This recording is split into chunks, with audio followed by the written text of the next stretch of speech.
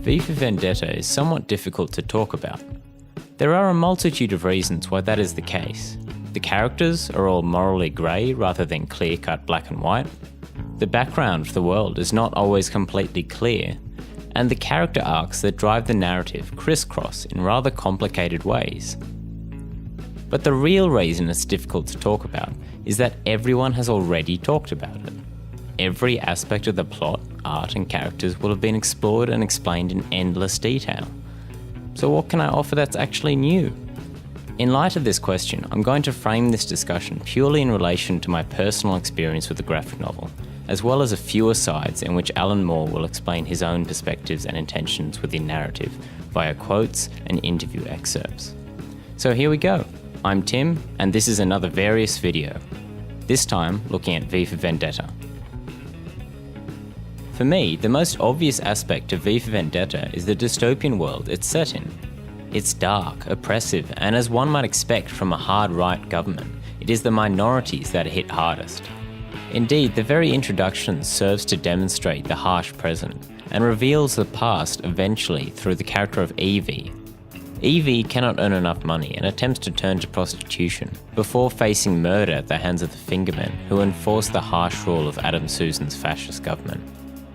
This introduction is perhaps the biggest fault with the graphic novel, and one I believe Moore is aware of. Here I quote his introduction to the revised edition that I have. There are things that ring oddly in earlier episodes when judged in the light of the strip's later development. I trust you'll bear with us during any initial clumsiness, and share our opinion that it was for the best to show the early episodes unrevised, warts and all, rather than go back and eradicate all trace of youthful, creative experience. Getting back to the opening scenes of the novel, while they do present an exciting introduction to the world of V for Vendetta, and subsequently V himself, it breaks one of the rules established later in the narrative. No one is pure evil. Every character later on has some kind of reason for their actions beyond pure cruelty, but these Fingermen can't really be seen as anything but the purely evil characters that Moore so consciously avoids later in the novel. Another issue I have with the introduction is Evie's character. She's way too naive within the context of the world and the backstory she is given later. I understand why this was the case. It helped to introduce the world to an audience totally new to it. But with a little knowledge of Evie's situation, this naivety becomes somewhat disconnected from the character that develops through the rest of the novel. Don't get me wrong, she's certainly meant to be naive. It's an important part of her character arc, but she's so ignorant as to appear foolish, which I certainly don't think she is for the rest of the book. So far, I've probably sounded quite negative, but these are only really small issues that strike me as particularly obvious on repeat readings, and problems that only strike me as worth mentioning for the phenomenal second half that feels perhaps a touch tonally removed from the first. I think it's interesting to note that almost all of this second half is skipped or aggressively shortened in the film, and because of this, after watching the film first, it took me very much by surprise. But I'm getting ahead of myself. First, I need to discuss the characters. Now, I can't really talk about all of the characters in depth.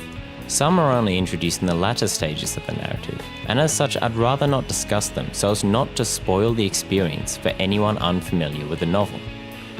With this in mind, there are two characters that need to be talked about first, Evie and V.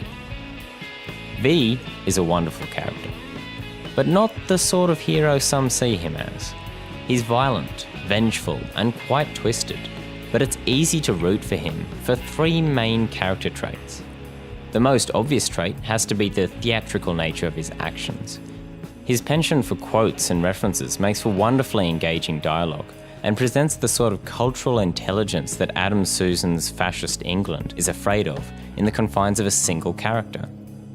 Another reason he's likeable stems from the fact that, although he may do many horrible things, he has a clear set of ideas and morals that are born of the injustices he's suffered. More often than not, the people he does hurt have been the people that inflicted said injustices.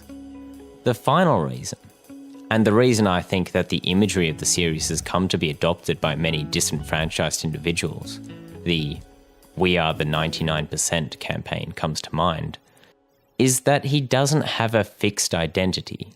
He is a mask and a set of clothes that anyone can wear, a canvas upon which you can project your own desires to get back at the systems that hold you back, even if they are rarely ever as oppressive as those in V for Vendetta.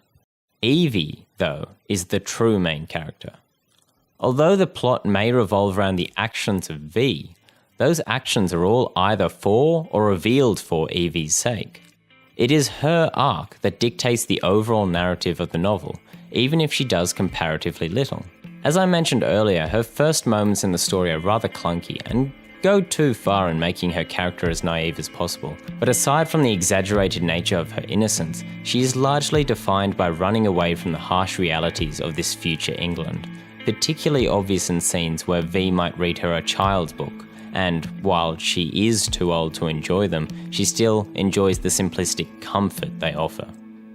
The relationship between Evie and V forms the majority of the novel, as V slowly and occasionally quite horrifically reveals the extent to which the population have been oppressed. But there are certainly other characters who also contribute much to the plot.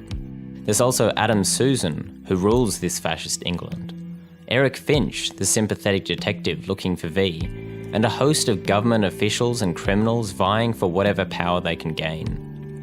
Ultimately, the novel develops a rich tapestry of characters that, for the most part, all feel human and natural, something I value highly in any medium. Although it is perhaps the part with the most flaws, the first third of V for Vendetta is also perhaps the most exciting. It's not surprising then that the movie focuses very much on these earlier moments and less on the later ones. I actually thought the film was decent, but it's very different and paced much more akin to the first third of the book rather than the second or third, which are much more measured and go into greater detail with the unfolding events that V sets in motion.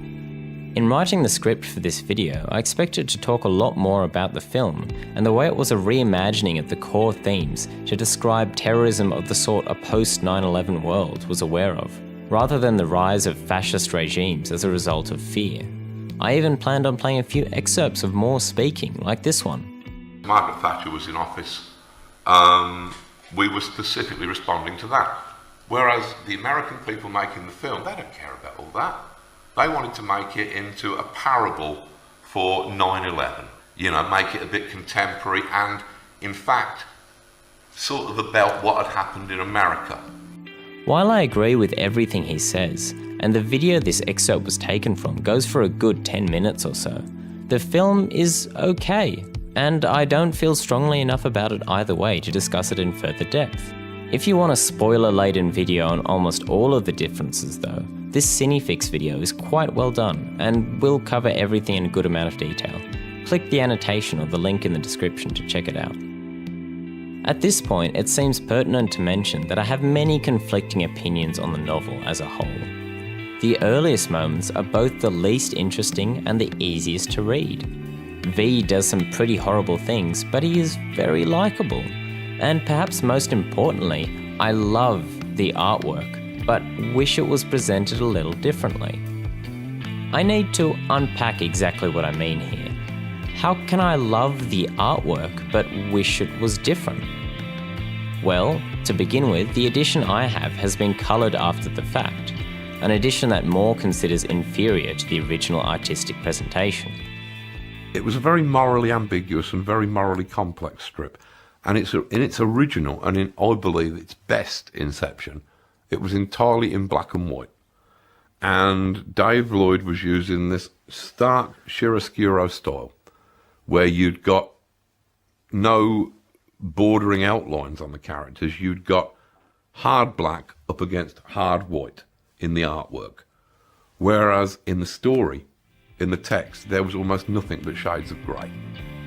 This in turn, if you'll pardon the expression, colours my opinion of the work, but it isn't the only aspect of the art that leads me to this conclusion.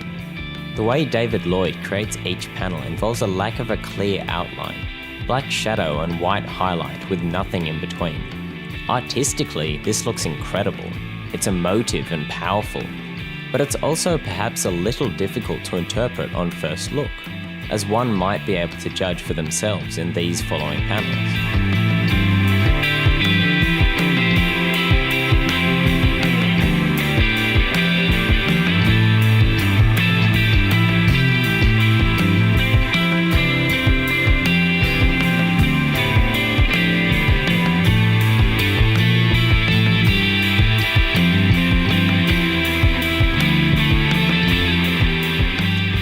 I must stress how much I love this art, and I quite like the colouring as well. But the fabulous style of the work feels almost cramped by the size of each panel and harder to read than, for example, the clear-cut style of Dave Gibbons' work in Watchmen. I'm not sure I can put my finger on exactly what it is I'd like changed about the artwork, but perhaps as simple a change as a larger format book, or purely the original black and white artwork would do the trick. So I'm not sure if that's so much a problem in general, so much as an issue I have with the particular edition that I have. Your mileage may vary. Actually, Your mileage may vary is a pretty apt description for V for Vendetta as a whole. I prefer the slower, intricate plotting at the later stages of the story, while many will no doubt prefer the fast-paced, action-focused earlier moments.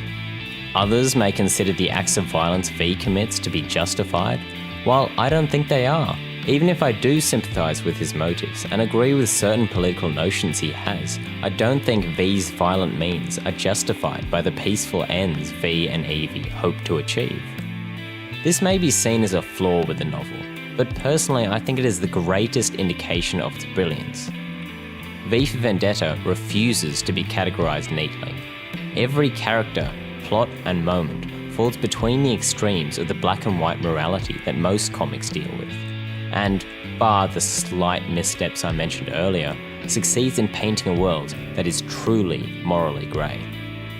To discuss the political ideas and philosophies behind the work would be to head into some fairly major spoilers, but to say that the novel is ambitious in scope is an understatement, covering the interactions and relationships between the private and the public, the legal and the criminal. V for Vendetta paints a stark and often disturbing portrait of both oppressive governments and the revolutionaries that would overthrow them, with great skill and patience. So that's it. That's my take on V for Vendetta. Sorry for you guys who might have been waiting a long time for this. I hope it's worth the wait. I'd love to know what you guys thought. Exactly how morally grey do you think V for Vendetta is? Do you think that V really falls on the side of the good guy?